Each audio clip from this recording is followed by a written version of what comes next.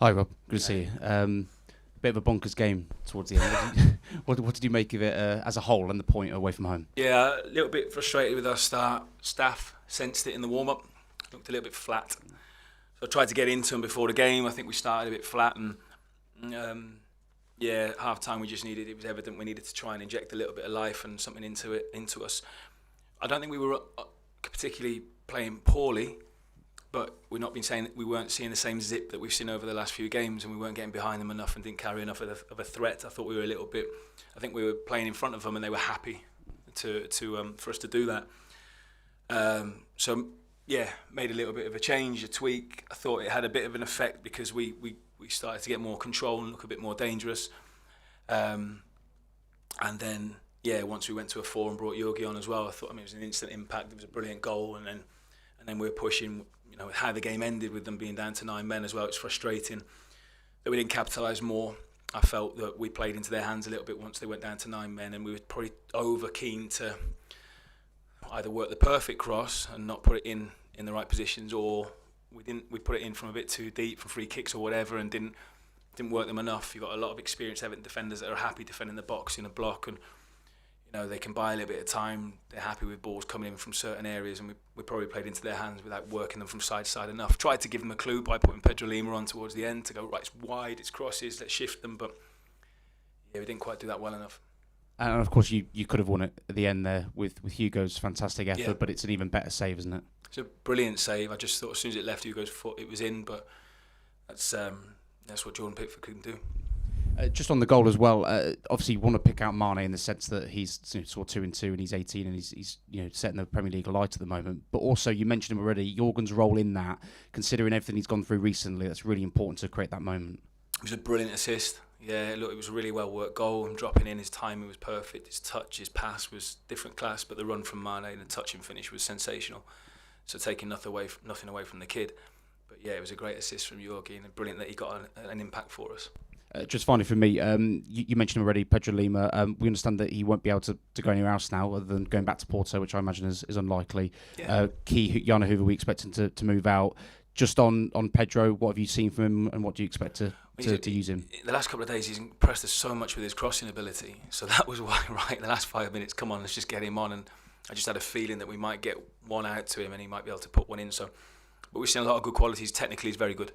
So we're looking forward to working with him now. Hi Rob, I was just interested in your thoughts on the Michael Keane red card and whether that really does constitute violent I'm going to do my best Arsene Wenger impression now and say, well, the only time I half saw it as I looked up and the fans were booing, I kind of looked at what they're booing at and I sort of just saw the end bit. So I can't give you I can't say I've seen it on a laptop inside it all, I'm afraid. There's a few people saying it's soft, but I haven't seen it. Thank you.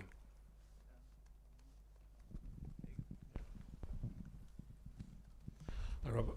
Are you pleased in a way that you have kind of got a point on a night where you haven't played as well as you have in the previous 2 games? Yeah, I think the performance then in the second half, I thought it was good. Remember we're up against Everton at home and they're 1-0 up. It's still it's a really difficult place for us to come. I thought we were playing pretty well. We just didn't necessarily have the same cut and thrust that we've had in a couple of the other games, but. To take something from it after being 1-0 down, it gives us. It keeps. It's 3 games in a row now we've taken points. I think it's a good chunk of games now we've had good performances and pretty consistent performances. And tonight, I just think we probably looked a little bit jaded. It's been a very busy schedule for the lads. We were asking quite a lot of them. We're asking a lot of the young 18-year-old now he looked tired in the first half. John Arias looked tired in the first half, and we needed to affect it some. Now, it's credit to the lads in the end. I think we've got to take a lot of positives from it. And you're right, when we weren't maybe at our best, we've been better in the last couple of games. We still took something from the game. We ask you about transfers every time we see you at the moment, so I'm going to do it again. 11 days into the next Premier League game. How different do you expect your squad to be? I think we'll have had 9 new signings in by then. Confident. No, I don't know. I don't know. I'm not even going to elaborate on it at the moment. I don't know. We'll see. Sorry, it's a crap answer. We asked you yesterday, these last 3 games haven't really changed what you feel you need to do in the market? No, I don't think so. I'm just pleased that the lads are responding and we're seeing performances and fight. That's what I'm pleased with. But no, I think we want to try and with some of the outs as well as some ins, we want to try and make an impact. I know that's the line I keep using, but we do.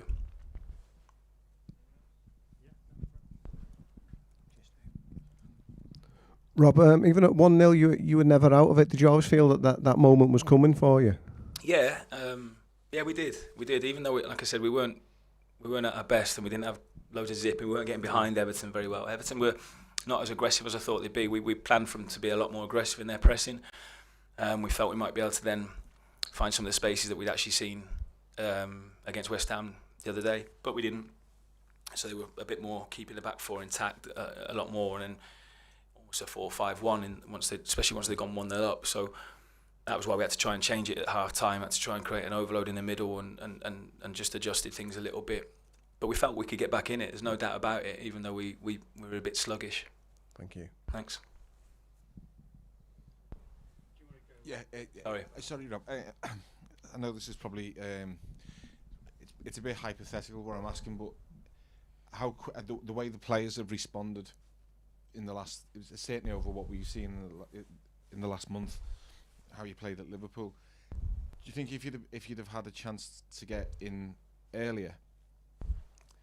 Yeah. Do you understand what I'm saying? I know what you're saying. The fact that they are responding the way I appreciate it. I appreciate it's kind of you to say so. I think I said it last week. We've had almost the time of a pre-season with them. We'd had about 6 or 7 weeks, and I think we then started to see some a lot better performances.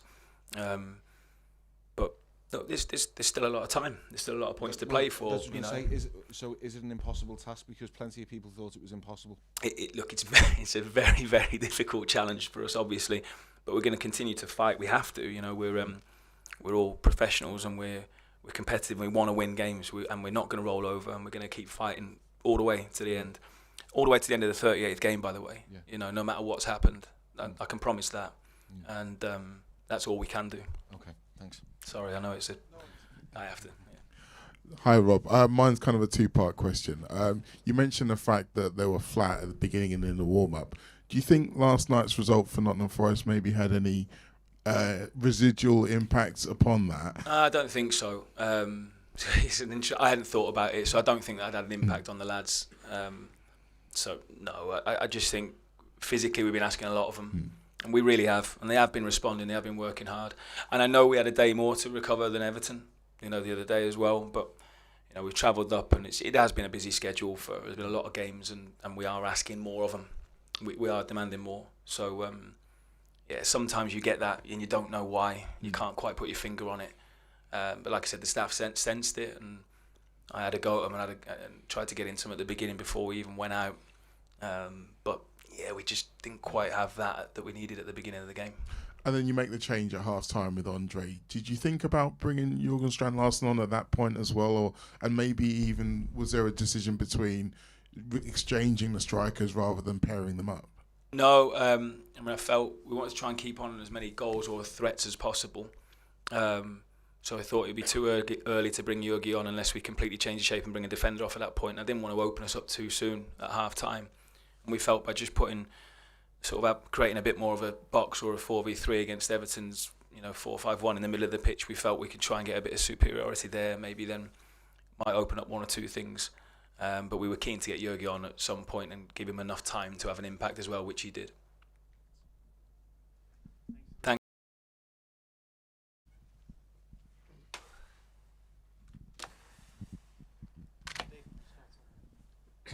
Hi, David. Just going to go straight into it and ask for your thoughts on Michael Keane's red card for supposed violent conduct.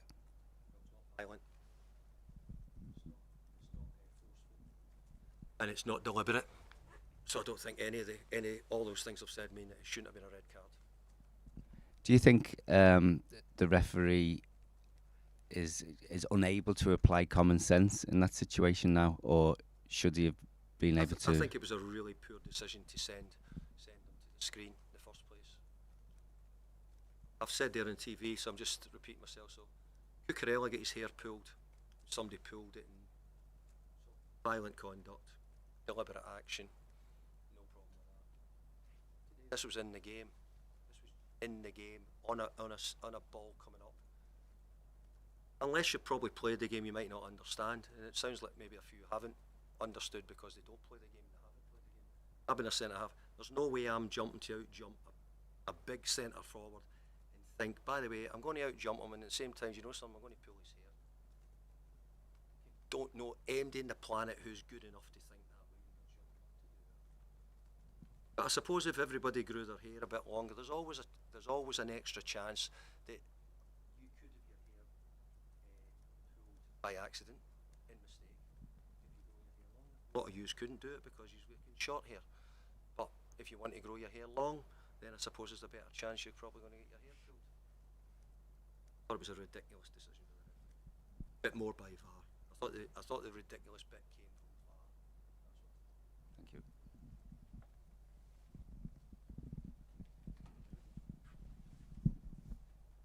And then what do you think in relation to Jack Grealish? I mean, frustrated with the player on that, or did you understand his frustration as that game unfolded? I think everybody was frustrated with it. I think when everybody saw it on the screen, everybody went, I can't believe it. There's chance to see it many times over now. And I take the point, there is a picture which shows he is as if he's got a clump on his hair. And it's certainly not deliberate. Have you seen, I'm not sure if VAR looked at this or not, but have you seen Hwang's tackle on Harrison Armstrong in the second half? He got a yellow card. It also looks a bit of a difficult tackle as well, so I'd be interested in your thoughts on that later on in the week. In terms of the result as itself and the performance as itself, but at least before that goal, what do you make of it? Not great. No. We're a wee bit unlucky not to maybe going 2-0 at half time. I think we probably needed that.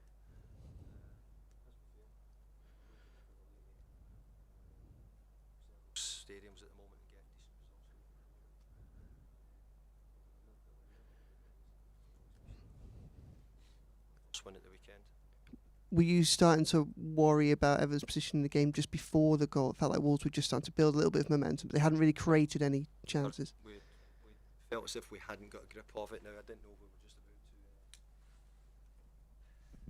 to all back together, but we certainly didn't start the second half.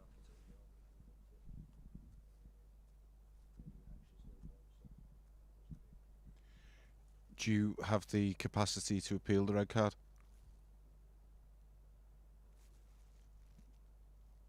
Is it Can't be violent conduct. well, you're going to lose them for 3 games. I know. Can't be violent conduct for.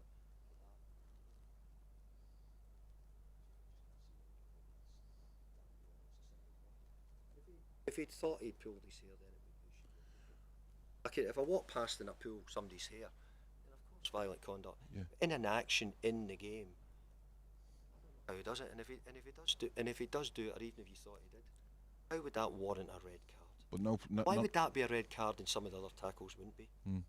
We're letting other things go. You're seeing folk getting pulled down in the box every 5 minutes, but yet you're letting them go. But yet I can pull somebody's hair very slightly, and then you're saying that's a red card.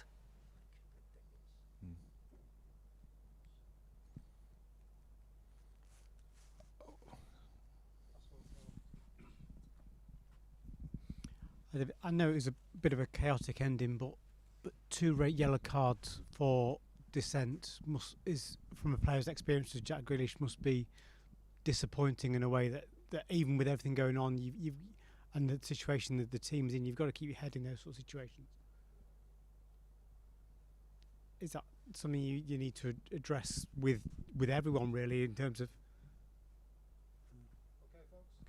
Cheers. Thank you.